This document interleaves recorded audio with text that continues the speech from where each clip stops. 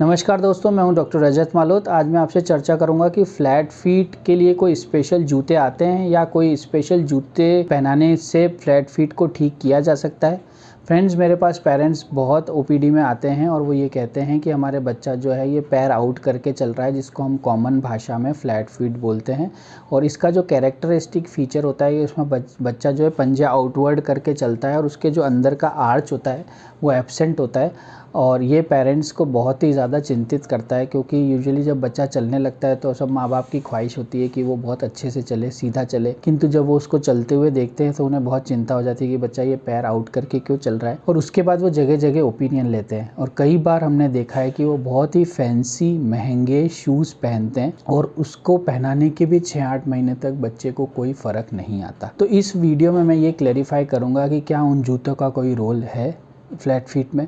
Friends, मैं आपको दो चीज़ें इसमें बताना चाहूँगा कि जो फ्लैट फुट की दो कैटेगरी होती है। एक होता है फ्लेक्सिबल फ्लैट फुट, जिसमें कि बच्चे को कोई दिक्कत नहीं है, जब वो पंजा नीचे रखता है तो उसका वो आउट हो जाता है, और जब वो बच्चा पैर नहीं चल रहा होता है तो उसका आर्च दिख जाता है। ये जो कंडीशन है ये ज़्यादा कॉमन है। 80 से 90% बच्चों में फ्लेक्सिबल फ्लैट फुट होता है। उसमें मैं आपको बहुत दावे के साथ ये कह सकता हूँ कि उसमें किसी भी प्रकार के कोई जूते का कोई रोल नहीं है। आप महंगे से महंगा शूज़ पहना दें, घुटने से ऊपर नीचे तक का, या फिर उसमें फैंसी कोई आर्च लगवा लें। स्टडीज़ और बहुत सारा इसमें हमारे पास आर्टिकल्स ऑलरेडी पब्लिश्ड हैं कि इस प्रकार के कोई भी जूते का कोई रोल नहीं है। इनफैक्ट जो है आर्च या इस तरह के शूज़ पहनाने से पैर का विकास और धीरे हो सकता है। तो हमारा ये राय है कि इस तरह के कोई भी फ्लैट फुट अगर होता है तो आपको जूता नहीं पहनाना चाहिए। एक कैटेगरी होती है जिसमें कोई शूज़ का रोल है, जिसको हम बोलते हैं रिजिड फ्लैट फुट। अगर आपके मसल्स पैर के पीछे की टेंडो एक्लिस बच्चे की टाइट है और वो पूरी तरीके से पैर पंजे को ऊपर नहीं कराता, उसकी वजह से अगर कोई फ्लैट फुट है तो उसमें हम एंकल फुट ऑर्थोसिस या फिर मीडियल आर्च सपोर्ट का कोई रोल है लिमिटेड। और लेकिन स्टिल उसमें भी फिज़ियोथेरेपी मेन रोल है।